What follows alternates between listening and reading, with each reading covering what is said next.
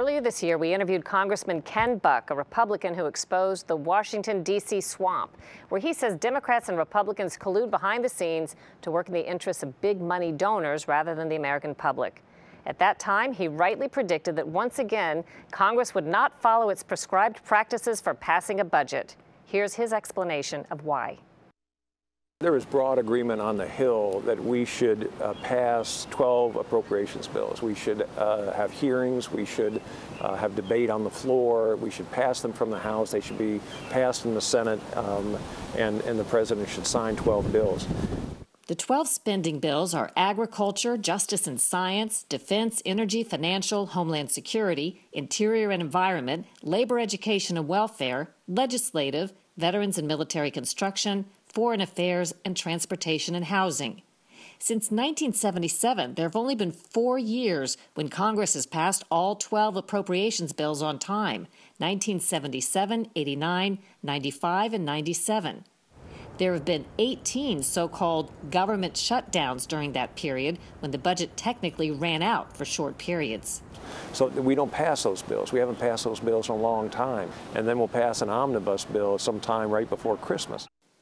Omnibus means for everything. And when Congress passes an omnibus, it puts all the spending in one single bill. The question is, why? The reason that we don't pass 12 appropriations bills is because it's a lot easier to put provisions for special interest groups into an omnibus bill. And the reason that they always have the omnibus bill right before Christmas is because they hold it over our heads and say, you know, we're going to shut down government, this is going to be terrible, and you're not going to go home for Christmas if you don't vote for this bill. And so there's a lot of outside pressure that comes in from spouses, families, others to get a bill passed. And again, it's just not in constituents' interest. We should have regular order. Buck says there's another little-known budget abuse. Most people don't know it, but most spending laws are supposed to last just 5 years. After 5 years, Congress is supposed to do oversight and pass them again if warranted. But that's not what they do. We are spending 1/3 of our budget on unauthorized programs, and we don't do the oversight because it would be a tough vote. So you say 1/3 of the money we spend is on unauthorized programs. What does that mean? It means that when a bill, a new spending program is passed, it has a 5-year sunset on it. At the end of 5 years, that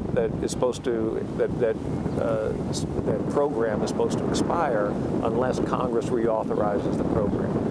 Congress doesn't reauthorize programs. They just continue and continue to get funding. Congress doesn't reauthorize programs because it's a tough vote. It requires people to cut positions or requires people to spend more money. And so to avoid a tough vote, Congress just allows programs to continue. And 1/3 of the money in our budget today is going for bills that were never reapproved after they've expired. They don't technically exist, but for they are funded. Exactly, and the rules are waived to allow unauthorized programs to receive appropriations. Is that under Democrats and Republican leadership? It's under Democrats and Republicans, yes.